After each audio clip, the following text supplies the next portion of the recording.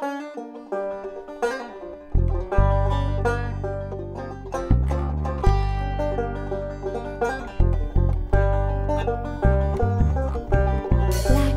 hatch, chiming up my window. Blackberries hatch, reaching with a thorn. My head though goes with the blackbird song. I must move on.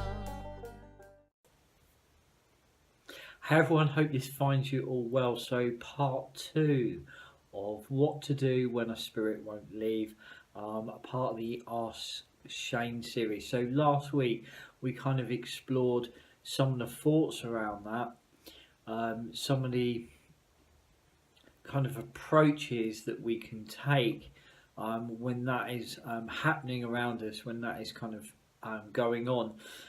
This video, what I would love to do is to kind of break it into 2 parts. So I'm going to add some of the deeper insights that we can explore, and also I would love to do a practical guided meditation to assist you if you are experiencing that. As I always say, you know, this is kind of based on a lifetime of experience of working with the innate and working within this field. Also, you know, that sense of that kind of experience and teachings and those kind of lessons the innate share with us. So one of the things I want you to kind of consider, and I was thinking about this, so there I was brushing my teeth this morning, and I remembered a time where whenever I went to brush my teeth or kind of look in the mirror, I would always sense, well, for a period of time, sense this presence behind me, this presence standing in the bathroom door. And that presence wasn't just a presence, it was a sense of I was being pestered. It was, important words, it was grabbing my attention, but it was persistent. Okay, it was pestering me. And what I learned was always to ask questions. Okay, so it's not just a presence in the doorway, it's when I'm brushing my teeth, looking in the mirror. Okay, so it's coming into my personal space. Okay, you know, kind of brushing your teeth, looking in the mirror, the things that you kind of do in the morning, you're taking a moment, you're just kind of, you know, waking up, you're preparing yourself to enter the day ahead, and you've got this sense of this person moving into your personal space. That is all by design. That is all for a reason. That is never random. It's never by chance. It's always by design. What that is about, I'm being persistent, I am pestering you. So my question is, okay, what is it that I need to know? What is it what is it that I'm missing? And you could say they could just emanate that thought towards you, but it's a process, it's a learning process. So kind of get a sense of, you know, if they're kind of doing that, then there's something important that they're wanting to share with me. And then I kind of think to myself, okay, what am I missing? So, you know, for the best part of maybe 10 years or 15 years, at least 10 plus, I don't have spirit pester me. Okay, so if they appear in that way, then there's something important that they're wanting to draw my attention to, and that will normally be to do with friends, to do with family. You know, there's something afoot that it's important. They feel it's important for me to know. Okay, so, you know, just kind of know that if you've got something around you that is persistent and it's pestering you, what is it that you need to look at? Which is the mirror again. Okay, what is it that you need to look at? There's so much kind of layered information to all of this. You know, I think the innate spirit, our loved ones, in the way that they communicate with us is incredibly advanced. It's so clever. There's such an emotional intelligence to it. It's profound stuff. It always is multi-layered. So what is it that you need to look at? And also, as I said to you last week, these experiences crack you open. They literally just kind of crack you open. Your third eye throws open. You you you go tumbling into that world, and there's more awareness to that world than there is to this world, or those two worlds just kind of really overlap, and they merge, and it's an overwhelming time. It can be a very overwhelming experience. So know that it is a process, and it is that pendulum effect of moving, completely tumbling down the rabbit hole, completely tumbling into that world. And then it's about the kind of stabilization and the rebalancing of the pendulum. Pendulum swung out this far, and then it swing back, and then it'll kind of find a little bit of a balance there, and everything just kind of softens and harmonizes.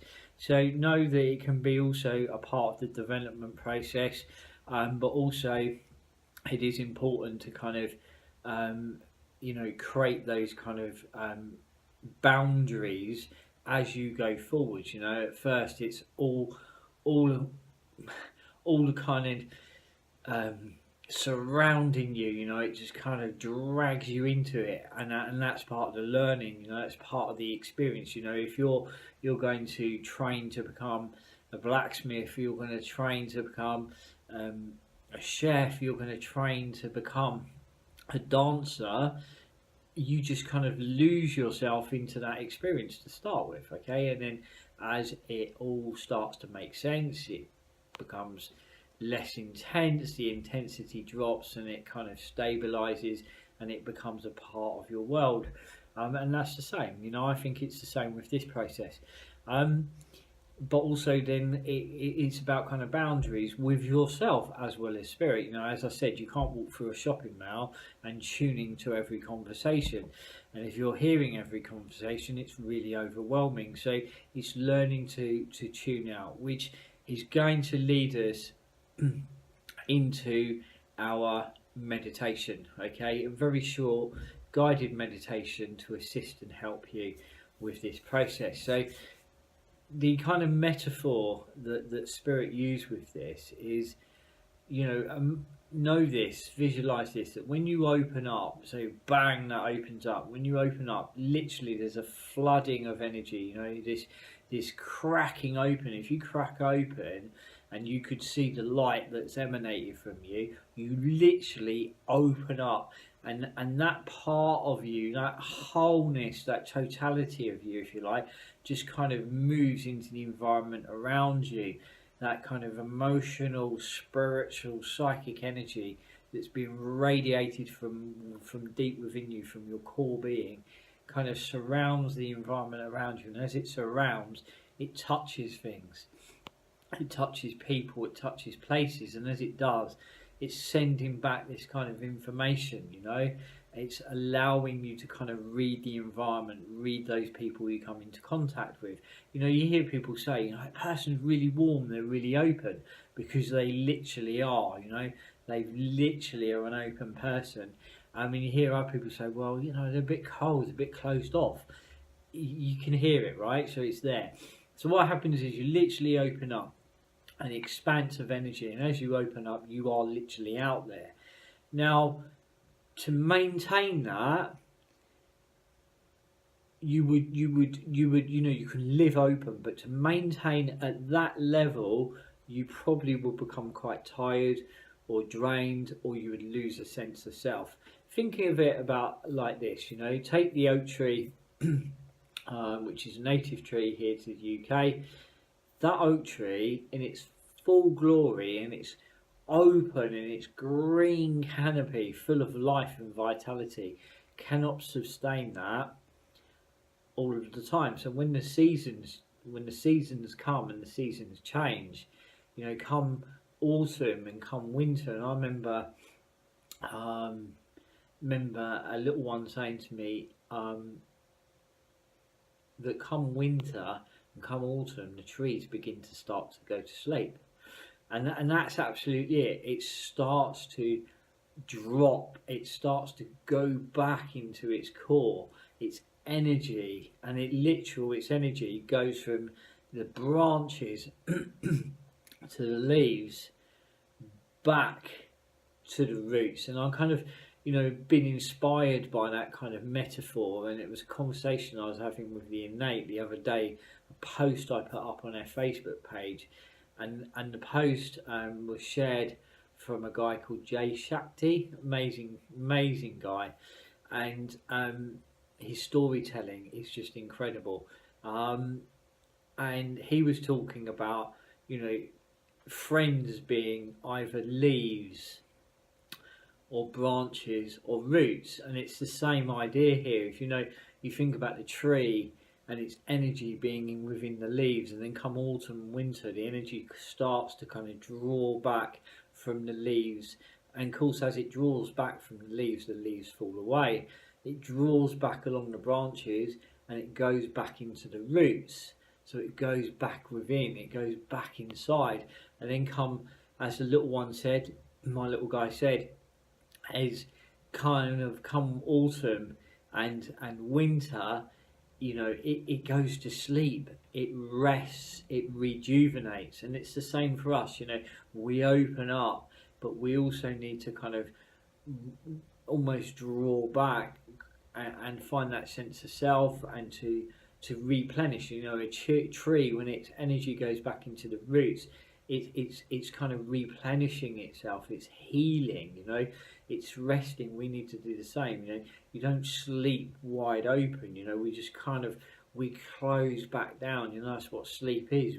We're in many cases, although I know many people that dream and they're out there, so I wouldn't say that that's closed down at all, but there's a sense of replenishing and drawing back. So that's the metaphor you want to use. Okay, so let's just spend a few minutes to kind of key in that. So this is something that you could do at an end of a day. You could do maybe, even at the beginning of the day, if you're needing to kind of enter a time of rest. And I know that when I sometimes go on my adventures, and I work hard consulting. I reach many people a week on my talks and things that I do. Is that when I go away for an extended period, especially on an adventure, there's a sense of my guides, and we've had conversations about that as well. My guides come in, and there is this particular gentleman that tilts his hat. If to say, I bid you farewell for now, and I'll see you the other side, unless there's something of importance. And I could just feel them draw away, and I wasn't the only person that felt that within the environment. Someone said to me, God, it's quieter than normal here, but energetically they were talking about, and that was just a day before we were leaving to go on a big trip. So got the metaphor, the tree. Okay, so I just want you to take a moment now, switch off your phone, grab a moment that can be quiet, where you're not going to be disturbed for the next 2 to 3 minutes, and I just want you to sit comfortably, and I want you to take a breath, a nice deep cleansing breath, nice and deep, in through the nose,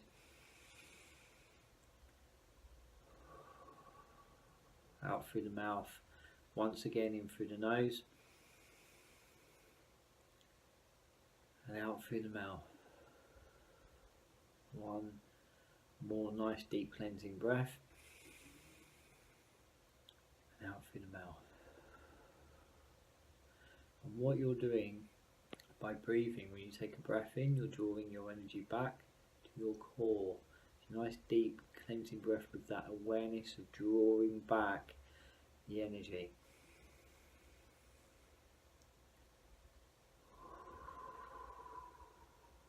And as you breathe out, just kind of almost visualize, if you can, of all your energy, your weight going down into your feet. Okay, so in, out, rolling it down into your feet. rooting yourselves. Okay, and I just want you to close your eyes very gently and continue to breathe naturally. So very gently and continue to breathe naturally. And that kind of rhythmic breath, cleansing breath of in, drawing back, and as you breathe out, allowing it to drop into your feet. And I want you to kind of almost see yourself now as that tree and all that energy out into the branches, into the leaves, and out into the environment, out into the world around you. And as you breathe, just visualize the energy coming back towards you, and every breath out, just moving it down into your feet, into your roots. So each breath in, you're just drawing it back a little bit more.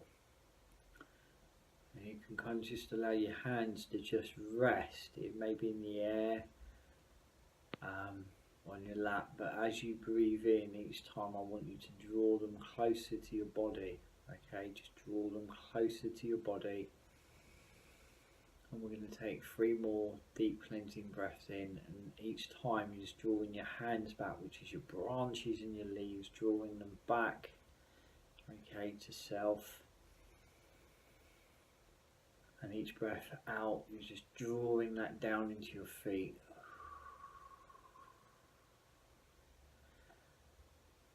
One more deep cleansing breath in, if you haven't already. Place your hands on your heart and on your core and breathe.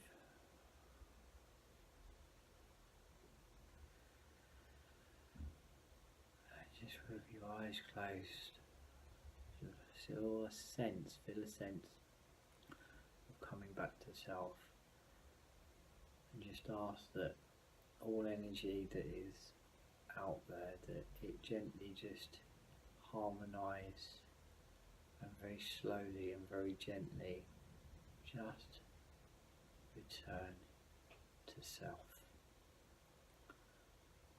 And just ask that you may rest,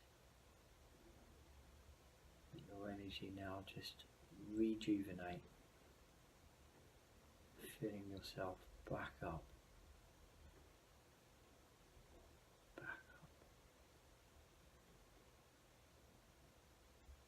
Nice, big, deep cleansing breath in.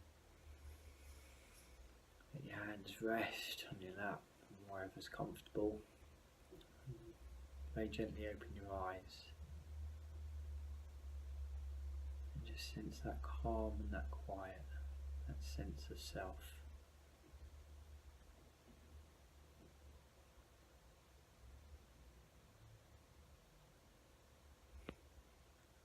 Looked out the window then, and the tree that I always I feel quite a connection with this tree, because I really kind of sense and see its cycles, and I've just seen the first few leaves kind of really changing colour now, and they've just dropped off the tree. So nice little kind of reminder to what we've been talking about. Perfect visualization, perfect kind of meditation, very short, doesn't have to be very long, doesn't have to be complicated. But for those of you that have been experiencing it, I hope over the last 2 kind of videos that it's been able to help you. Remember that balance is important. For those of you developing, it's not always about opening up. Actually, it's vital to learn to close down, and closing down becomes natural after time. You know, it just becomes integrated. It's not something you consciously over time that you do. You just switch. You just draw your energy back. And as I said, many ways to approach that. You know, kind of exercise, living in the here and now as well as is vitally important. You know, those everyday things as well, and those everyday experiences. I'm going to leave that with you. Most definitely Wonderful question, wonderful thing to explore, and do let me know how you get on with the meditation, and I'll be seeing you all very soon. Cheers guys, bye bye.